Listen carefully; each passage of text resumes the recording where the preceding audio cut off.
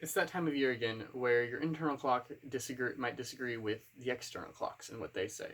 For example, you might wake up and feel like it's 9 o'clock, but your clock only says it's 8. This is because of daylight savings. Daylight savings is when the clocks get moved 1 hour ahead or 1 hour behind, depending on what time of year it is. This maximizes the amount of daylight that we get in a day that we can use. We don't actually get extra daylight during the day, but it's moved to a more optimal time for us to use and capitalize on. This is because daylight savings changes when the sunrise and sunset are in correlation to time on the clock.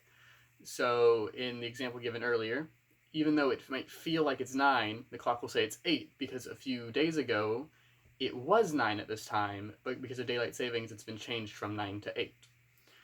To look at why we do this strange daylight savings thing, we should look back in history to why it was started and why it became widespread. Daylight savings began getting widespread and started being used in America during World War I. During World War I, America was looking to reduce energy and conserve energy, so they used daylight savings. Daylight savings reduced the energy usage because it reduced the amount of artificial lights needed to be used on a daily basis. Since they used daylight savings, we'd get more natural light during the evenings, so artificial lights wouldn't come on until later, and then they wouldn't be on as long, and it saved energy. After World War I, the United States kept using daylight savings, but it was very inconsistent in different places, and it was changing constantly, and it was very confusing. Uh, because of this, in 1966, Congress enacted the Uniform Time Act. Before the Uniform Time Act, different states would start and end their daylight savings for the state at different times, and it got really confusing trying to coordinate things between different states, especially when you factored in time zones. It was just really inefficient for business, and it got really confusing. So in 1966, when they passed the Uniform Time Act, they standardized the beginning and the end date for daylight savings.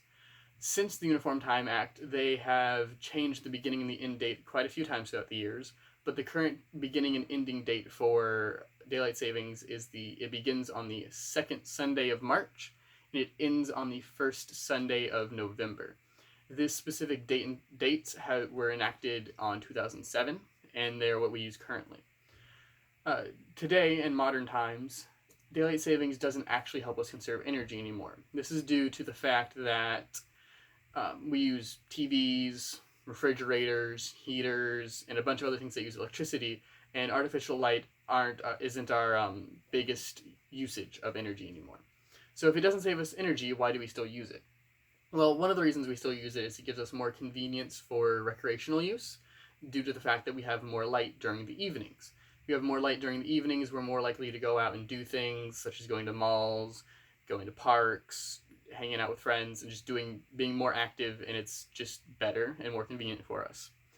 Another more statistical reason why daylight savings is still helpful and beneficial is that studies have shown that there's a 13% decrease in pedestrian fatalities in car accidents due to daylight savings. This is because when daylight savings takes effect, it makes dawns and dusks brighter than they would be without it, which helps reduce the amount of pedestrian fatalities. This statistic was brought by Ann Buckle of timeanddate.com.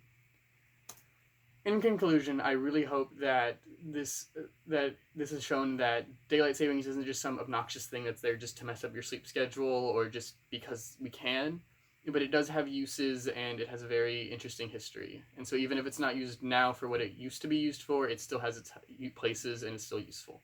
Thank you.